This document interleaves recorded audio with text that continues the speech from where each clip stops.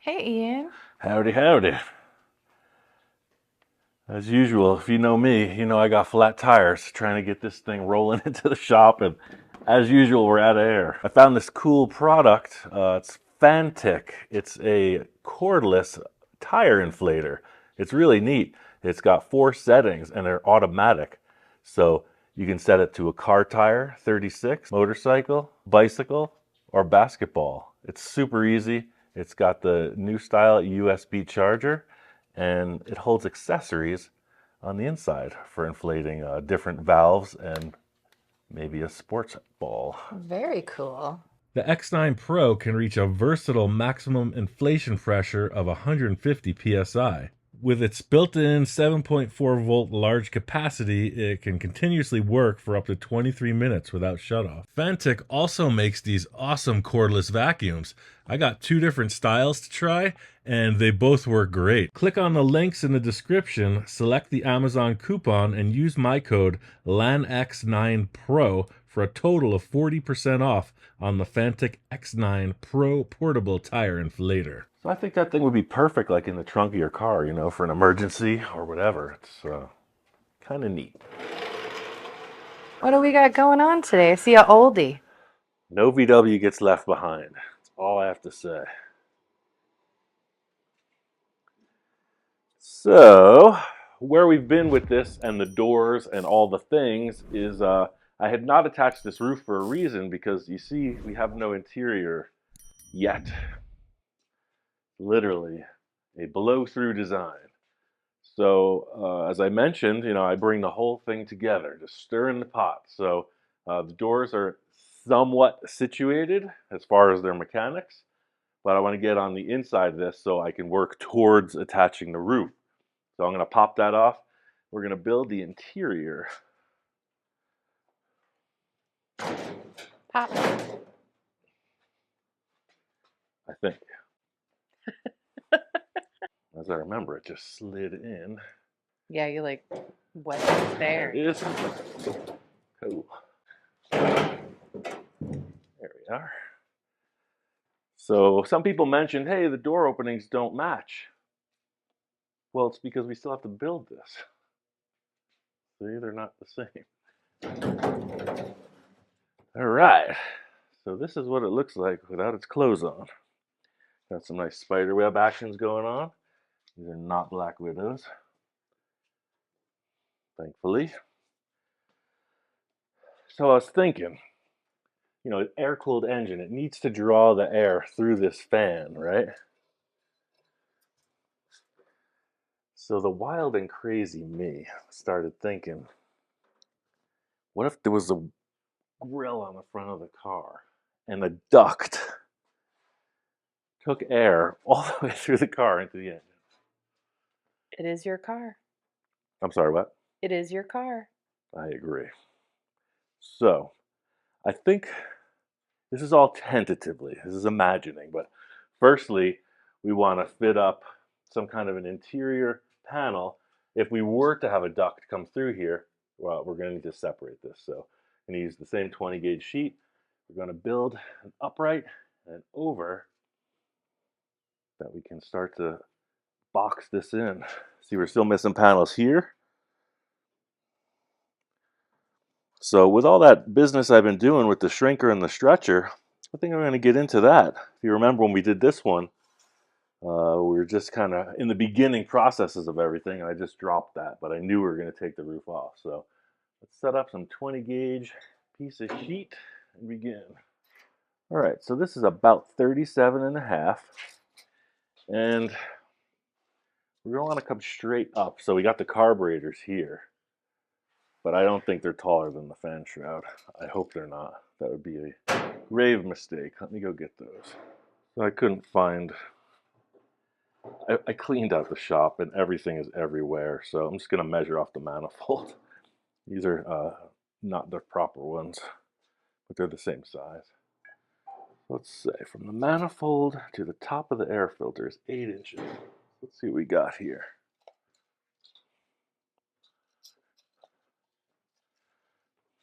Oh yeah, look at that. Yeah, we got 9.5, easy. So Cool. Yeah, we can come straight up. And this is going to match into the roof. So I'm just going to leave it a little bit big. Actually, I'll just bring it right to the fan shroud. So we're going to need a 1 foot piece. So I said 38 by 12. 37.5 by 12.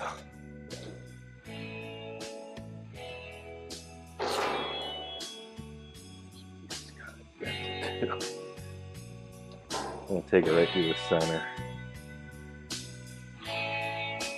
Just because it's damaged here and here. We're going to go 12.5 because I'm going to hem it.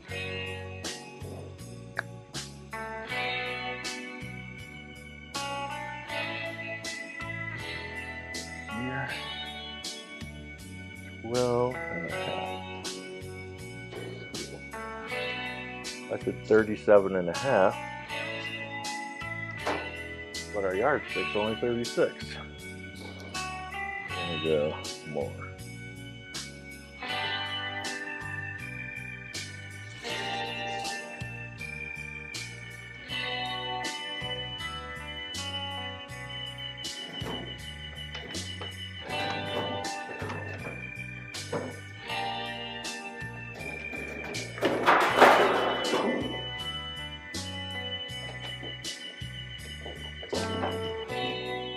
I put this in the brake.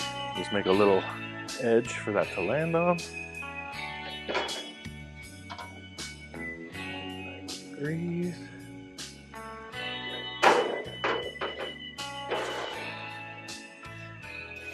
Now I know this is too wide, but we're just trying to see. Cool, we put a square on this. I was just trying to get the best piece of metal out of that dented up sheet so our edges, you can see, are not square. Cool. So I'm going to turn this in just a little bit also. And I said 37.5 as I remember. So here we're going 37. Perfect. Look at that. We ran out of room.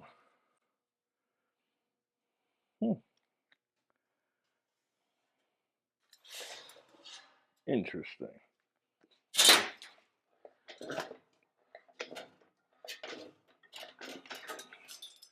All right, let's see how this works out. All right, so I think we're just going to bend it right there. I guess it's 6 inches up. I'm still trying to understand what you're doing. You and I both. So if we got 12, I think we're going to want to bend it at 8 inches. Yeah, bend this at 8, we'll have 4. So we want to come in here, 8 inches. One last check. There it is.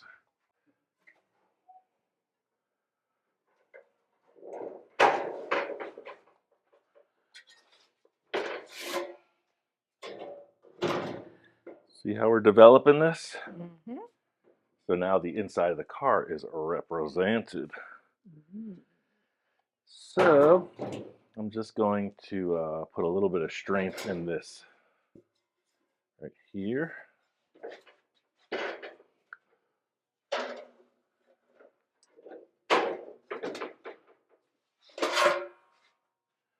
Yeah, cool.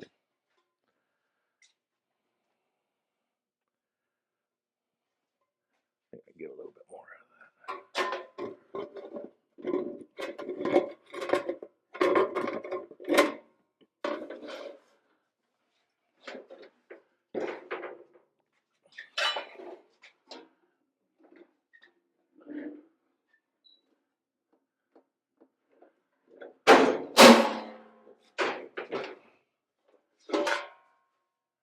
Dented that pretty good.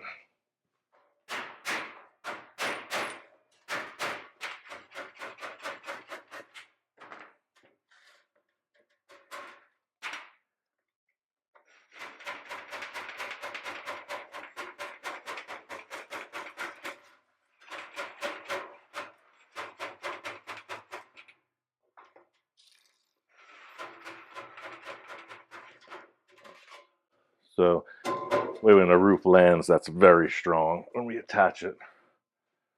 So I think that's that. That can just weld right in. And yeah, let's do that. Maybe I won't put a duct through the front. I don't know. Remains to be seen. Let's just weld this in and see what we're working with. Do that. Yeah. Here's the plant.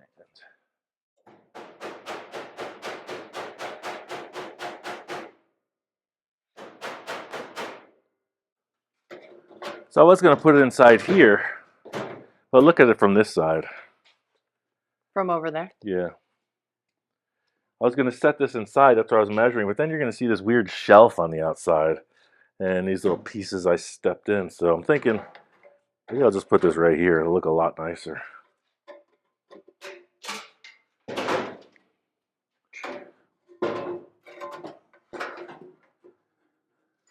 Yeah, way nicer.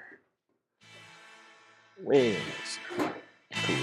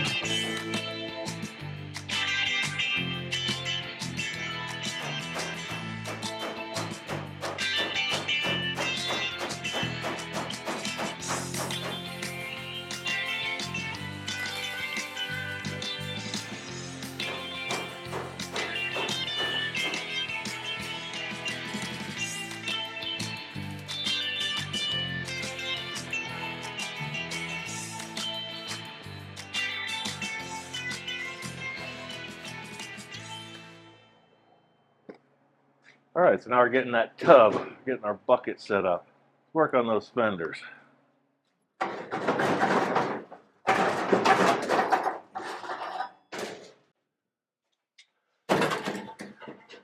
Now, do you see why I'm not making anything permanent? Plenty of room to work. A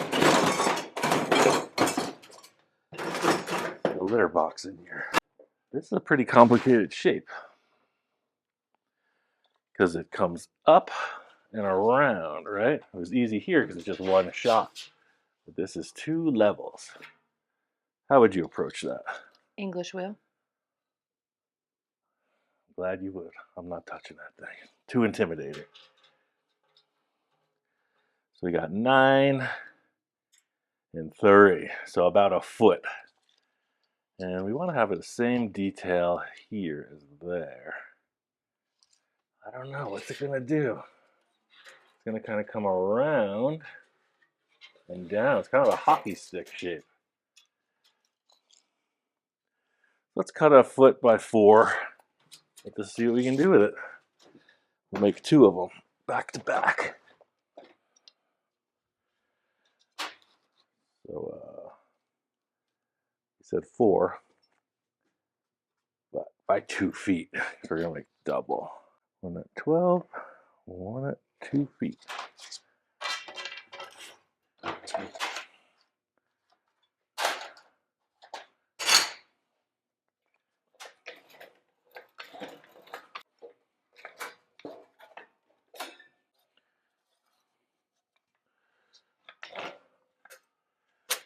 Can you dig it? What if, this is just me thinking out loud, what if we need this much here, right? About that much of a finger. So what if we took this and cut in about that much? Watch how this works out. I don't know if it's gonna. This is me just thinking. What if we cut in? We took that out of this. All right. That left us with a little extra material there. Then we want to fold this up. That's where a pan brake would help. We do have a pan brake. Let me cut this. Let's see if we can do that on the pan brake. I've never used this. Let's go see. Nope. No? Pan brake is foobar. Okay, so we're going to do this the old-fashioned way. We're going to clamp it on the table and hit it with a hammer.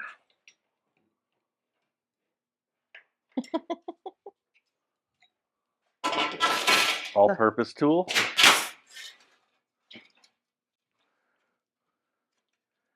I'm going to set that right there. Give it a clamp.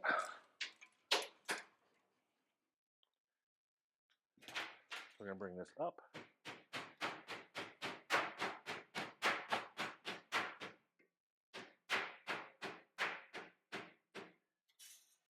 I think we got a case of the Mondays on Wednesday.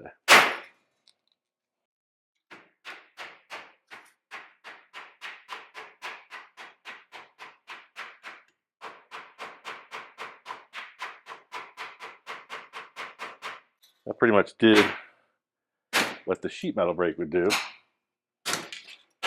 but see, it would have folded this piece too. So now we're going to take this. This is the best part of the trip.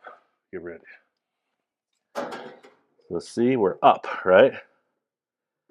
We want to take this. We want to make this line here.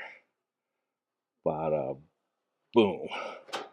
We're going to cut this off at that angle. Right? And then we're going to fold this up like that. We have that angle. Science.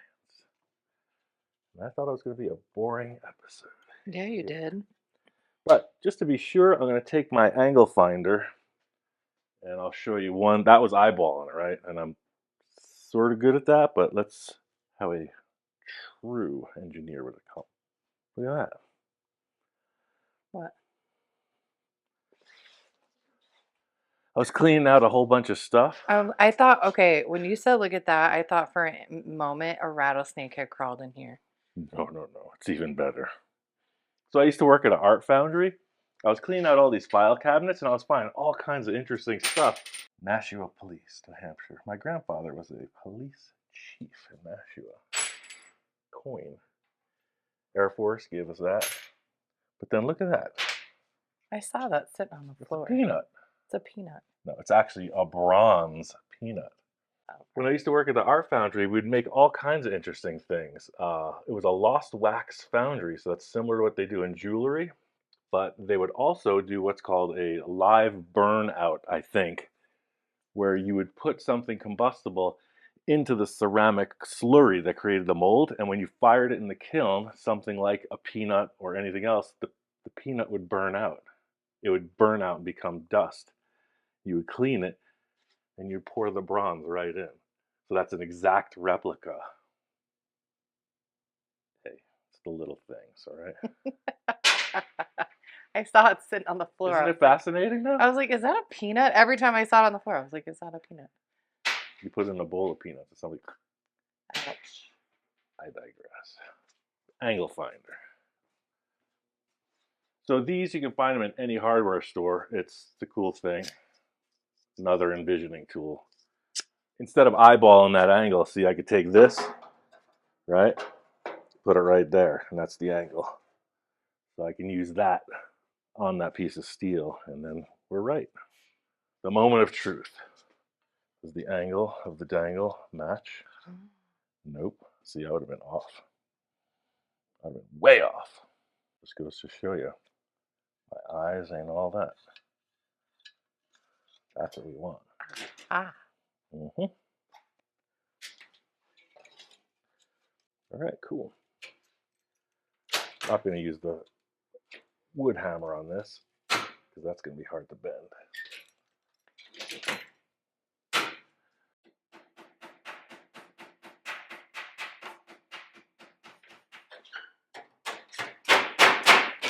This fits. We're going to make a duplicate in reverse. Let's see. This has got pretty wrinkled up, so I'm not worried if that doesn't match. I can bang that up from the back. Look at that. That was too steep. I can make that work, but interesting. Yeah, I should have gone with my original eyeball. Should have gone with my original idea. The angle finder fouled it all up. I'm going to flatten this out and redo it. Here I am trying to be all technical.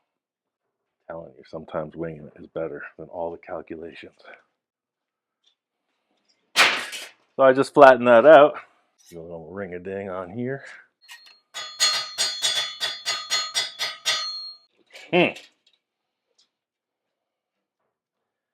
Who knew?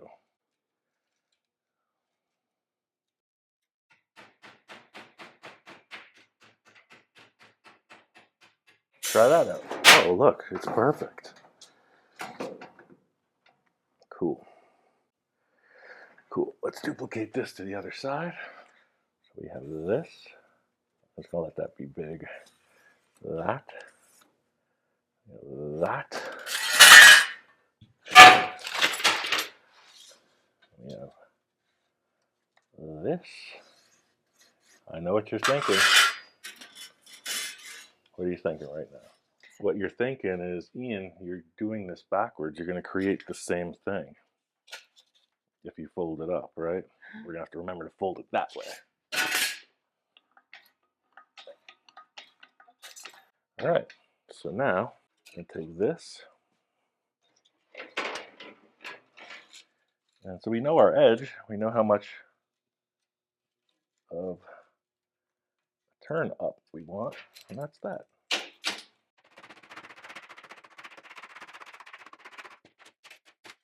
Same thing here. We got a right and a left. Ooh. But how do we trim this in to hit the VW irregular stamped sheet metal wall? Okay, so this looks like it's in shape. That's going to work right there. But then this gets weird. We're going down to that much here. It's about the same. I'm going to cut this off right like that.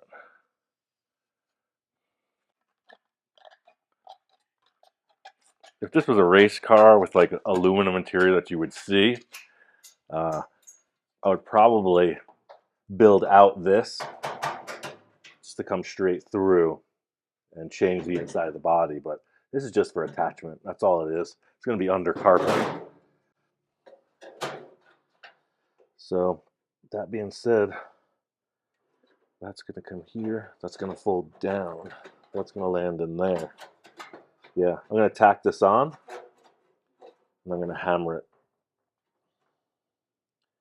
I might end up splitting it here. I'm not sure, but I'm going to commit to this right here so I can get a clamp in there. I'm going to tack that on.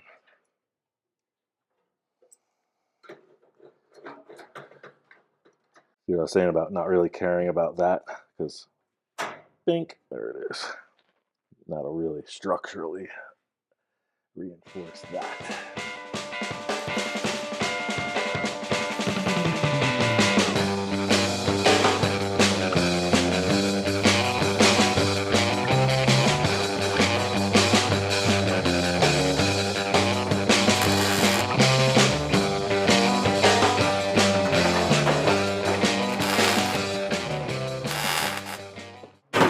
Let's hammer this down and see what happens.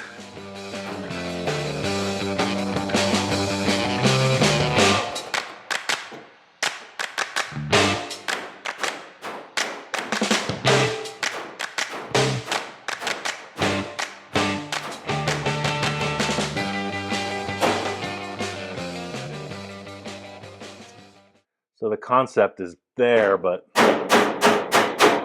look at the irregularity through here.